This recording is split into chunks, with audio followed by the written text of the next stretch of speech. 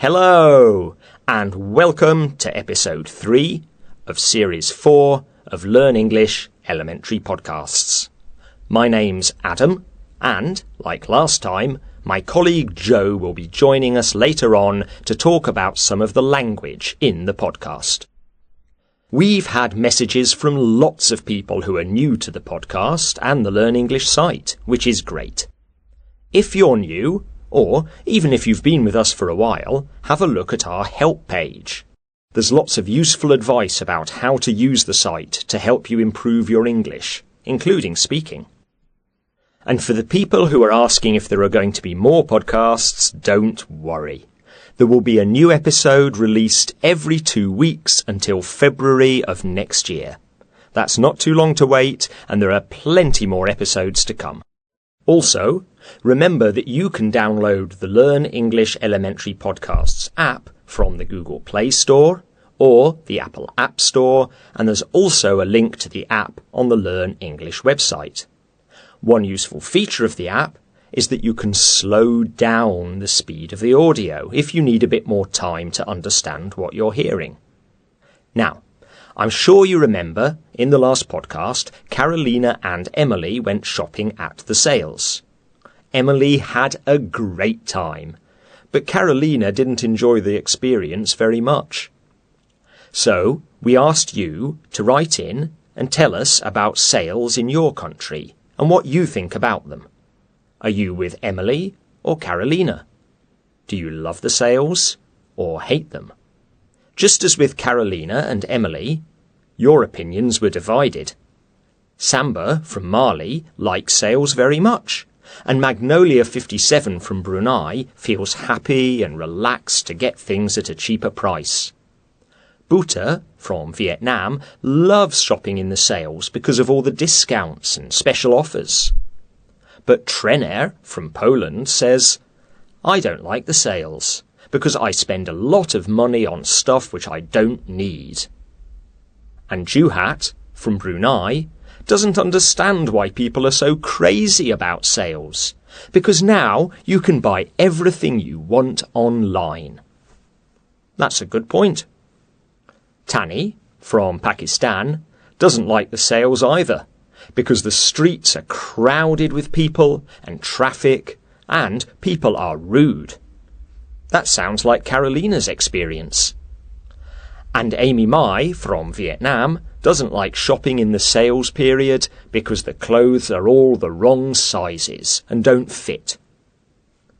Tani and Amy Mai also make the point that some shops are clever. They put very high prices on things at first, higher than the real price, and then say that these things are much cheaper during the sales. Sneaky. So watch out for these kinds of tricks. But that doesn't happen in all the shops.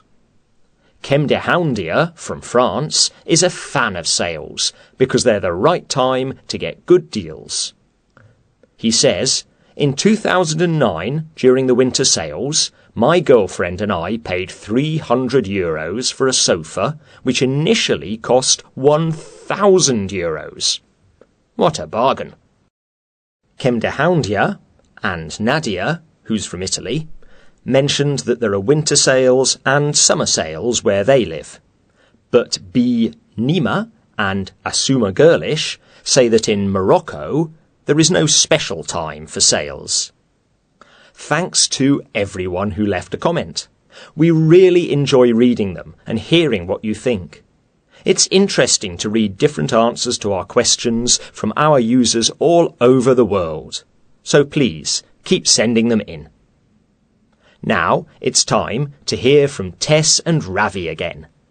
And, as usual, they're going to talk about something that people think is typically British, like drinking tea, for example. Let's see what it is this time. Hello again, everyone. I'm Tess. And I'm Ravi, and we're back to talk about some of the things you think you know about Britain. We've talked about fish and chips, and bad weather, and drinking tea, typically British things. And today we're going to talk about a typically British way to travel. What do you think it is, Tess? The London Underground? Nope. On a horse? On a horse? No, it's on a bus. Or, to be exact, on a red double-decker bus. Oh, okay. Good one. Double-decker buses are buses that have two levels, an upstairs and a downstairs. You see them in other countries too, but for lots of people, a red double-decker bus is a typical London sight. Where do you like to sit, Tess? Upstairs or downstairs? I don't really take the bus, Ravi. I like For me, the upstairs seat right at the front, above the bus driver, that's the best one. I always used to sit there when I was a kid and pretend I was driving the bus. You're still a kid, Ravi. Actually, if you think about a red London bus, the typical London bus that you've seen in films and photographs, you're probably thinking about one special kind of double-decker bus called the Route Master. Oh, is that the one that's open at the back? That's right. You got onto the bus at the back. There wasn't a door. It was open. The driver was shut away in his driver's cabin at the front, and another man or woman, the conductor, was inside the bus to collect the money for bus fares from the passengers. And you could just jump on or off the bus? Bit dangerous. Yeah, a bit. And you don't see bus conductors on buses anymore, do you? You just pay your money to the driver or use your Oyster card. Yeah. Oh, an Oyster card is a sort of travel card that you can use on all kinds of London transport. But, yeah, we don't really have bus conductors anymore. In fact, we don't really have that typical red double-decker Route Master bus anymore. Yeah, we do. I saw one this morning. Well, we do still have them on one or two bus routes right in the centre of London.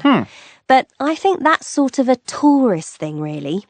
Buses nowadays are mostly new double-deckers. They're still red, or the very long single-decker buses, the ones we call bendy buses. Oh, yeah. I don't like those bendy buses. But they're much easier to get on for people in wheelchairs, or mums with babies in pushchairs, or old people who can't walk very well. It's much easier to get onto the bendy buses. That was one of the main reasons that they stopped using the Route Master buses. Oh, right. I didn't know that. So, people like to see the old-fashioned Route Master buses, and tourists like to see them too. But it's probably better to travel on the new buses. They're definitely more comfortable. Well, there are so many traffic jams in London that it's probably quicker to walk. It took me ages to get here this morning. Actually, you know, walking is a great way to see London. If you like walking, it is. Oh, Ravi, don't be lazy. You're always going on about... I'm not being lazy.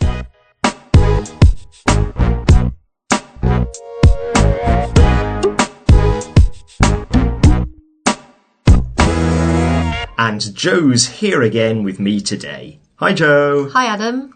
What did you think of that, Joe? Do you take buses? I don't. I live in the country, so I usually walk, cycle, or take the car or the motorbike. The last bus I took was in London. When I'm in London, I always take a bus. I love sitting on the top deck, right at the front. Why don't you write and tell us what your favourite transport is? How do you get to work or school or university? And is there a special form of transport that tourists use in your country, like the Route Master buses in London? The address is www.britishcouncil.org/learnenglish. Now, let's look at some of the language from this podcast. And today it's prepositions. Joe? Prepositions are words like on, at, in, or from, and it can be difficult to know which one to use. Listen to Tess. Which preposition does she use? But it's probably better to travel on the new buses. They're definitely more comfortable. She said on. It's better to travel on the new buses. My students always think it's strange that we say on the bus or on the train. When someone phones you on your way home, you say, I'm on the train. I'll be there soon. On the plane too. I watched a good film on the plane. But we use in for a car or a taxi. I'm in a taxi. I'll be there soon. So, you wait for your bus. And when it comes, you get on. But what do you do when you get to the bus station? You get... Listen to Ravi. And you could just jump on or off the bus? Yes, you get off the bus when you arrive. You get on and you get off. There are some exercises on the website to practice this, and some exercises to help you with the different meanings of the verb get. And there are other exercises too. You can do them online or download the PDF file and print them. So, I think that's all for this time. Please don't forget to send us your comments on transport where you live. Or, if you've ever ridden on the big red buses in London, tell us about that. See you next time. Bye. Bye.